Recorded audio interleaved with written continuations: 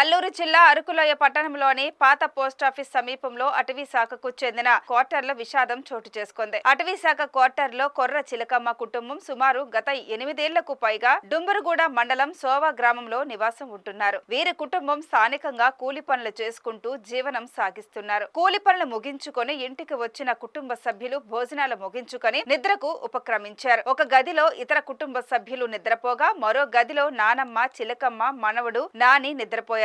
ఉదయం కుటుంబ సభ్యులు నానమ్మ, మనవన్ని లేపేందుకు ప్రయత్నించగా వారు విగత జీవులై పడి ఉన్నారు. రాత్రి సంపూర్ణ ఆరోగ్యంతో నిద్రపోయిన నానమ్మ, మనవడు ఉదయాన్నే విగత జీవులై కనిపించడం కుటుంబ సభ్యులను విషాదవదనానికి గురిచేసింది. నానమ్మ, మనవడు మృతి చెందడానికి రాత్రి చలి నుండి ఉపశమనం కోసం కుంపటి పెట్టుకోగా ఆ కుంపటి పొగ వలన ఊపిరాడక మృతి చెందారని కుటుంబ సభ్యులు భావిస్తున్నారు. అయితే కేవలం కుంపటి పొగ వలనే చనిపోతారా అనే అనుమానాలు ఇక్కడ వ్యక్తమవుతున్నాయి. ఇదిలా ఉండగా నానమ్మ, మనవడు మృతి ఘటనపై అరకులోయ పోలీసులకు కుటుంబ సభ్యులు, స్థానికులు సమాచారం అందించారు. ఈ ఘటనపై పోలీసులు ఘటనా స్థలానికి చేరుకొని ప్రాథమిక దర్యాప్తు చేపట్టి విచారాన్ని వేగవంతం చేశారు. అన్ని కోణాల్లో సమగ్ర దర్యాప్తు నిర్వహించి నానమ్మ, మనవడు మృతికి కారణాలను తెలుసుకుంటామని పోలీసులు స్పష్టం చేశారు.